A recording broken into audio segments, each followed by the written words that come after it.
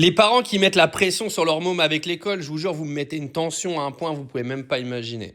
Combien de parents aujourd'hui ruinent la vie de leurs gosses juste parce qu'ils ne jurent que par l'école, parce que ce sont eux-mêmes des soumis du système et que depuis qu'ils sont petits, ils ont dû obéir au doigt et à l'œil à ce système qui les a emmenés dans une vie de merde aujourd'hui. Non, parce qu'on se le dise, il y a énormément de parents qui mettent la pression sur leur môme avec l'école pour qu'ils aient exactement la même vie de merde que eux ont aujourd'hui. C'est une réalité, c'est un fait. Les darons, là, ils sont dans une vie où ils se disent « Ouais, putain, fais chier, je gagne 2000 € par mois, je pars en vacances 5 semaines par an », mais ils veulent que leurs enfants aient la même vie, donc ils leur mettent la même pression à l'école. Vous vous rendez pas compte, en fait, que vous avez fait des enfants qui ne sont pas votre propriété. Les enfants que vous avez mis au monde, ils vont avoir leur propre vie, en fait. Vous êtes là pour les épauler, vous êtes là pour les éduquer, mais vous êtes aussi là pour les écouter.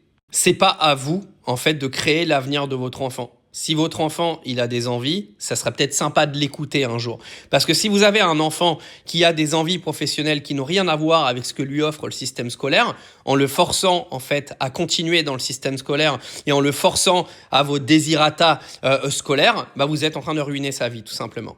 Par pur égoïsme bien sûr. Certains diront qu'ils veulent bien faire, vous aimez juste contrôler, c'est tout. Combien il y a de gosses aujourd'hui qui sont dégoûtés de l'école? Plus le temps avance, plus il y en a. Combien il y a de gosses qui ont compris que d'aller passer des diplômes, ça allait quasiment rien leur apporter aujourd'hui? De plus en plus. Plus le temps avance, plus il y en a, encore une fois. Combien il y a aujourd'hui d'opportunités de se construire différemment avec Internet, avec l'intelligence artificielle et avec tout ce que le monde nous offre aujourd'hui en 2026? 1000 fois plus qu'il y a 20 ans ou 30 ans, c'est-à-dire la nouvelle génération de parents.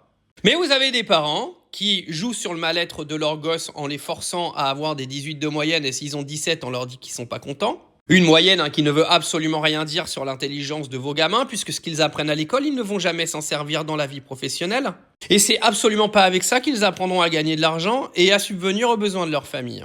Je vous jure, ça me rend fou parce que moi j'en ai connu dans mon métier d'entraîneur de tennis, des parents décérébrés qui refusaient que leur gamin aille faire un tournoi de tennis parce qu'il y avait le brevet des collèges qui arrivait. Ce brevet des collèges tellement important pour la vie future de ton bambin, qu'il fallait le priver de sport, oui, parce qu'il fallait qu'il passe la journée entière à réviser dans sa chambre. Et oui, parce que son bien-être passe par le fait de sortir ses bouquins 8 heures par jour pour aller réviser pour un putain de brevet qui ne sert absolument à rien du tout. Non, je suis obligé de faire ce constat-là parce que je vois des vidéos passées de parents sur les réseaux, des parents avec leurs gamins qui ont 17 de moyenne et qui viennent dire qu'ils sont déçus de leur comportement.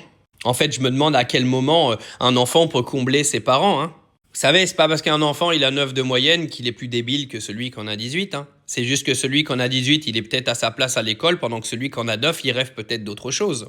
Et il est sûrement meilleur dans plein d'autres domaines.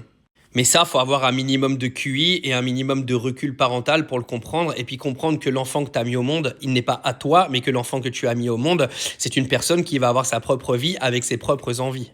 Votre enfant n'est pas votre jouet, il n'est pas votre appartenance. Il n'a pas demandé à venir au monde et il vous ressemble encore moins. Donc laissez-le libre un petit peu de faire ce qu'il veut dans sa vie, tout en l'encadrant et en l'aidant, tout simplement.